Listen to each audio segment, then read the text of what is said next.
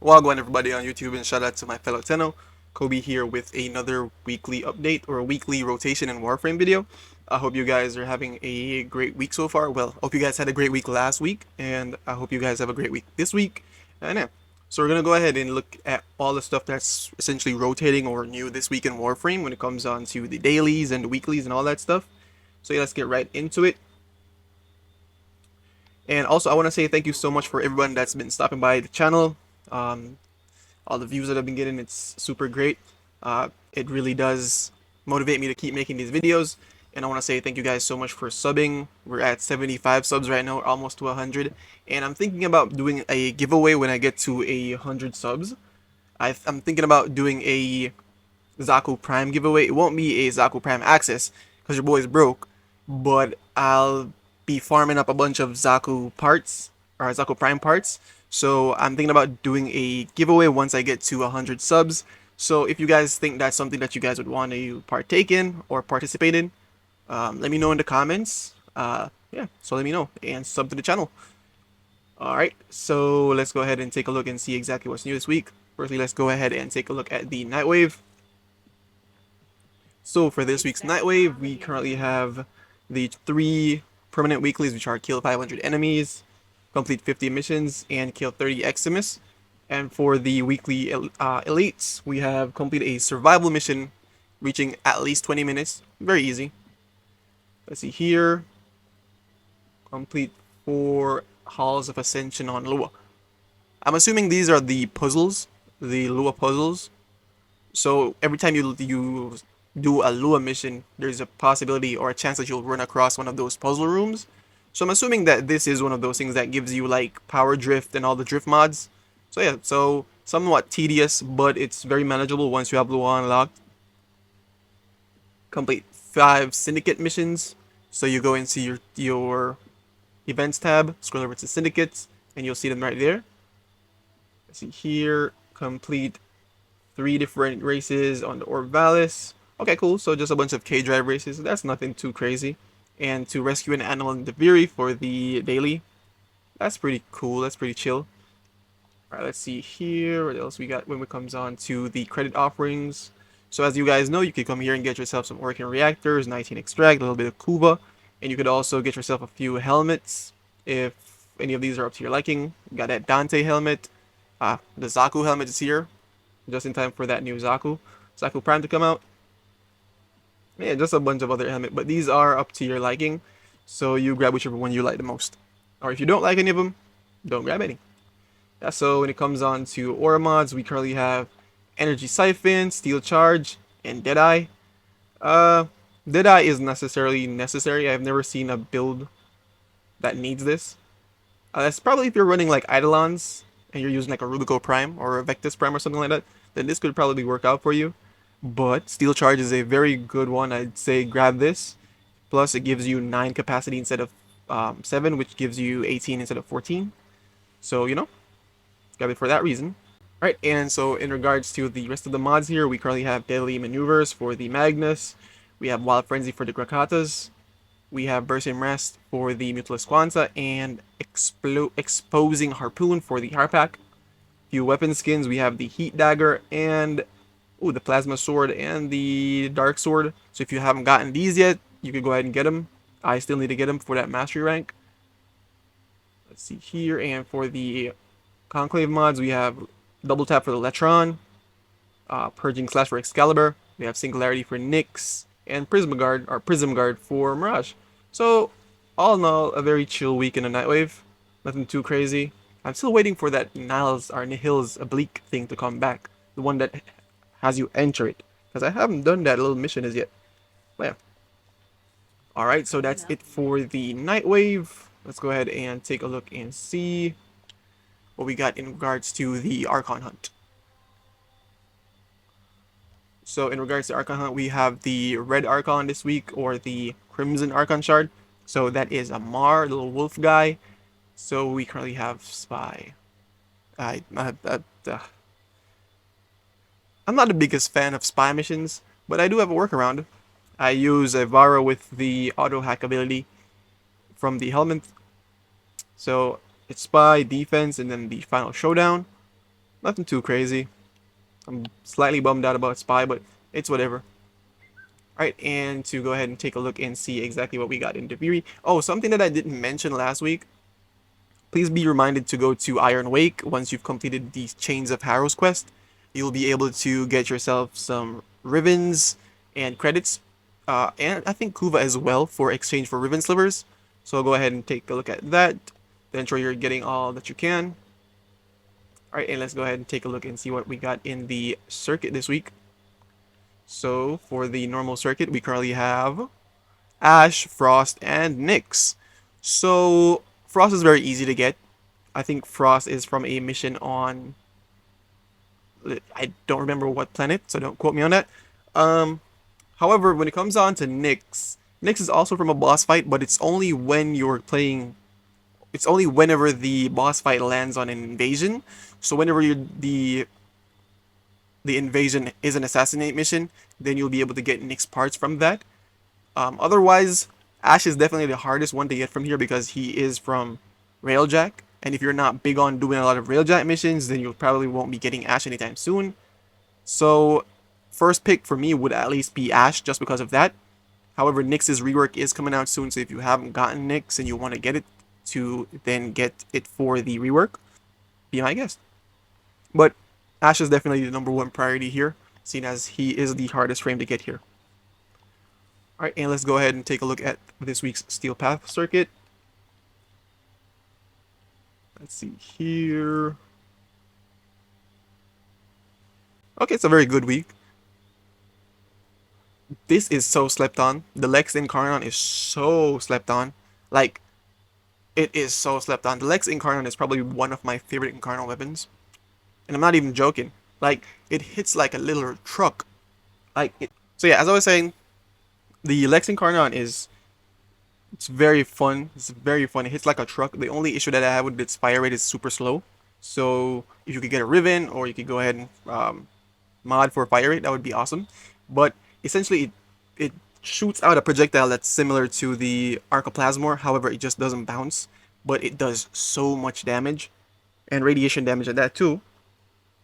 The Magistar, one of the best stat sticks in the game, which, as a matter of fact, two of the best stat sticks are here this week. We have the Magistar and the Ceramic Dagger. Two of the best stat sticks in the game. The Magistar is also great for like slam builds, but I prefer to use the Ceramic Dagger. I know that the Magistar is somewhat a bitter stat stick when it comes on to like Korra and such, but I use the Ceramic Dagger on my Mesa, and I also use it on Korra every now and then. Right, and into the guns, we have the Boltor and the Bronco, which essentially is like, the Bronco is just like it's like a poor man's version of the Sicarus. I guess not. I guess it hits somewhat harder than the Sicarus. Nah, it doesn't.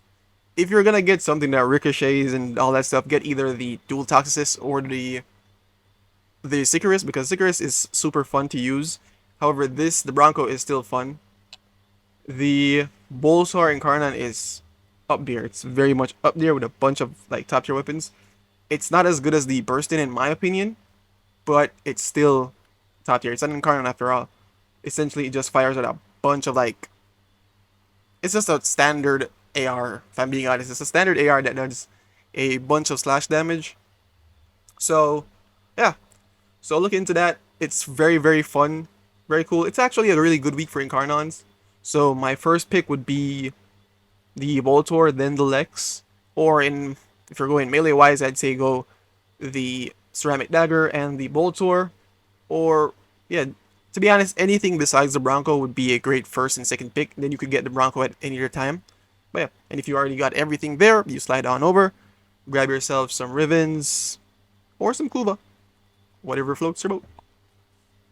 Right, and yeah, let's go ahead and take a look and see what Arcithis has in the Dermazone.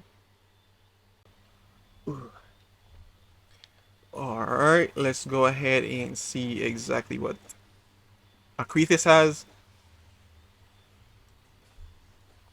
Let's see what I'll have your Browse wares. Okay, so Arcithis currently has a few ribbon mods. The companion weapon mod is actually pretty pog. It's pretty cool.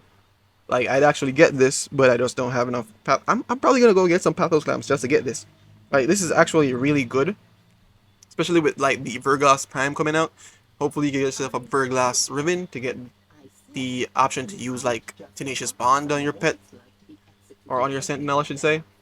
Then we have a Rifle Ribbon mod and a Pistol Ribbon mod and some Kuva. So nothing too crazy.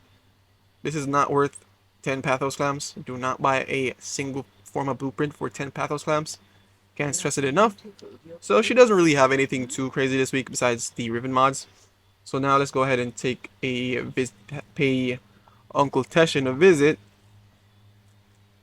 Alright, so here we are at Teshin. Let's go ahead and take a look and see exactly what Teshin has for us this week. Alright, let's see here, Steel Path Honors. So, a Shotgun Ribbon mod. So it's very much a Ribbon week. Like, it's pretty much just all ribbons for us this week. Yeah. So also, guys, just a little tip when it comes on to Teshin's shop. Seeing that Zaku Prime will be coming out in about a week and a half. Please remember that you could always come here to buy 25 relic packs for 15 steel essence each.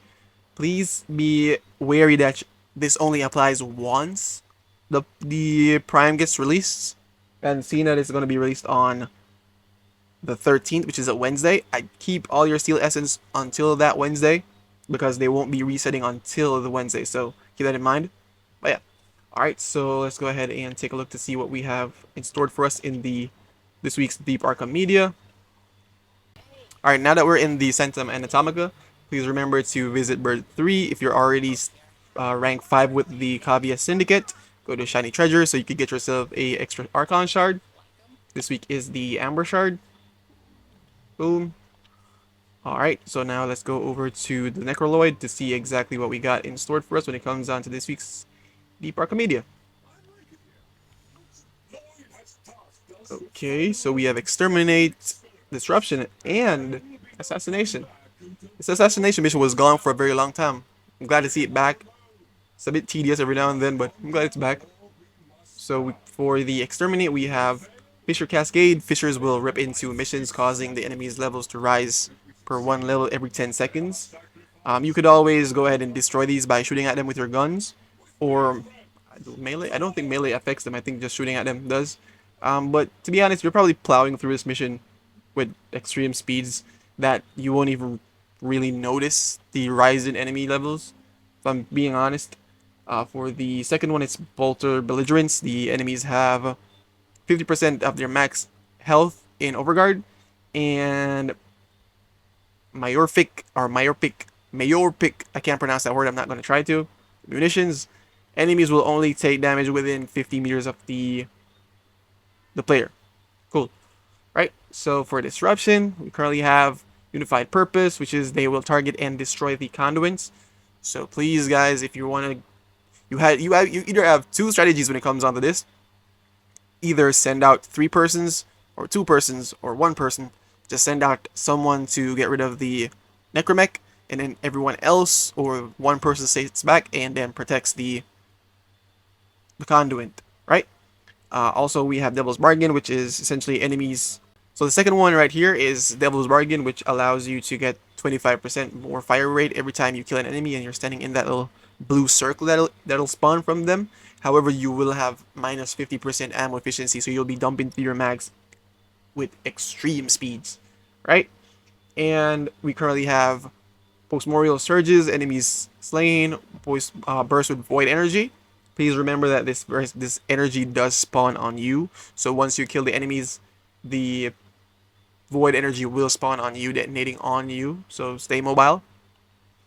For the Assassination mission, we have Eximus units will support the Fragmented Tide. So when you're doing the boss fight and all the little arm guys and leg guys crawl out of the ground, a lot of them will be Eximus. So be ready for that. And the enemies will slowly regenerate their health. I wonder if that includes the actual boss.